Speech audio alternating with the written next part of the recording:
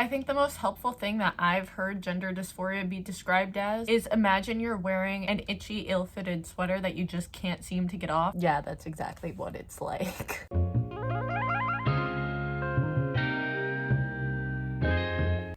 Hello my lovely peeps and welcome back to my channel. If you are new here, hi, how are you? If you're coming back, thank you so much for coming back. I just want to let you know that all of my socials are in the description, my Twitter, Instagram, Twitch, Redbubble, and Patreon if you'd like to support this channel. Also, I just want to remind you to smash that like button, turn on notifications if you'd like to see more LGBTQ+ content from this face right here. So let's get into the video. Most of the time people try to measure trans and non-binary experiences by how much dysphoria they experience, which is not okay at all. So today I'm going to be doing a little bit of an overview of what gender dysphoria is. I'm going to be explaining what it means, what kinds of dysphoria there are, what each one looks like, as well as ways that can help relieve dysphoria. So gender dysphoria is defined as having discomfort or distress around your gender identity not matching up with the gender you were assigned at birth. There are three main kinds of dysphoria that someone who experiences gender dysphoria can have: physical dysphoria, social dysphoria, and mental dysphoria. Physical dysphoria is when you feel uncomfortable or distressed because your body doesn't reflect who you truly are. A couple examples for AFAB people are getting dysphoria around your chest and hips, getting dysphoria around your hair. A lot of assigned female at birth people get dysphoria around their height. I know personally for me, sometimes I can get dysphoria around my head size and my hands as well because I feel like they are fairly feminine and it makes me dysphoric. AFAB people can get dysphoric about how much hair they grow, how deep their voice might be, and being too muscular or their shoulders being too big. Physical dysphoria is the kind of dysphoria that we hear the most about, and it can be relieved through HRT, which is hormone replacement therapy, or through surgeries. I just want to put this out here real quick. You do not have to go on hormones or have any kind of surgeries to be trans. There are so many reasons why trans folks can't and don't want HRT or surgery. So please don't pry into why someone would or wouldn't want it. It's very invasive and not okay. Social dysphoria is when you feel distressed or uncomfortable in social situations because you might not be seen as the gender you truly are. A few examples of this are getting misgendered, getting dead named, being forced into gender roles that you're not comfortable with around certain people, or people trying to get you to talk about things around your gender that you don't necessarily feel comfortable with. Not gonna lie, social dysphoria is what hits hard for me and is what gets me dysphoric the most. Knowing that other people will never see me as my gender is heartbreaking and really does get to me, especially as a trans non-binary person, because people really don't think that NBs are real. Hi, how are you? I am very real. Unless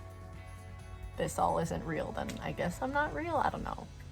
I think I'm real. Mental dysphoria is when you feel distressed or disconnected from your true gender and the gender you were assigned at birth. Mental dysphoria can manifest itself in a couple ways. Some of the prominent ways are anxiety around your gender, or if you feel like you can transition, or if you're even good enough to transition. But it can also manifest itself in other ways such as depression, anxiety, unease, apathy, and a whole lot more of other mental health issues. These three kinds of dysphoria are just the main kinds of dysphoria, but there are others out there. Every trans person is different and every person will have a different kind of relationship with their dysphoria. Not every trans and non-binary person will have the same kinds of dysphoria. Some will have more than others, or different ones will be more prominent on certain days. People tend to forget that dysphoria can come and go. It took me a while to call myself non-binary / trans because my dysphoria is pretty fluid in the way it presents itself. And there are times where I thought that I was faking being non-binary or trans because so much emphasis is put on gender dysphoria to be trans, and I don't have it every day, or I don't have it to the intensity that I thought I should have it in order to call myself a real trans person. And there are some folks that don't experience gender dysphoria at all. They experience something called gender euphoria, which I will be talking about in another video. I'm super excited about that, and I tend to focus more on that side of it because I'd rather think about the positive aspects of being trans things rather than focusing on the negative. But to wrap up my point, the level in which someone does or does not experience gender dysphoria does not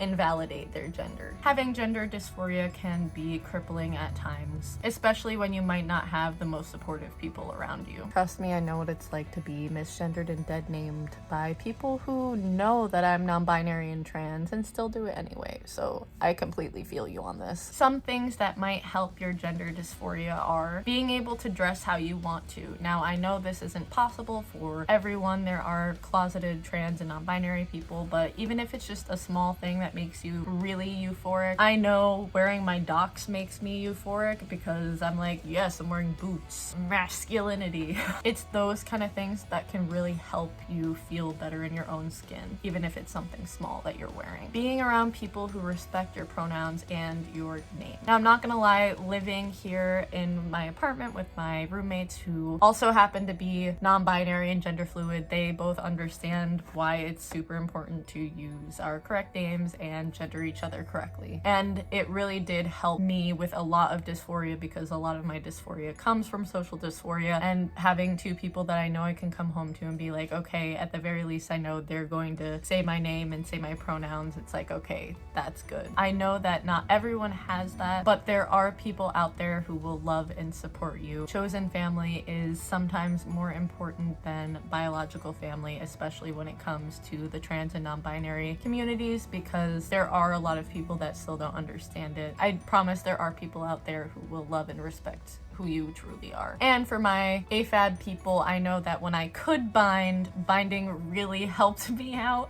Don't do what I did. I literally worked out and slept in my binder. So if you all want to keep binding, bind safely. Binding definitely helped with my chest dysphoria when I could bind. Messed up my lungs. Bind safely, everyone, please. And the biggest thing that really helped me with my gender dysphoria is realizing that I'm my gender no matter what anyone else perceives me as. That realization was so powerful because no matter what anyone else sees me as, I know that they're looking at a non-binary person because I'm non-binary. And that made me so much more comfortable in my own body because I know that I am non-binary.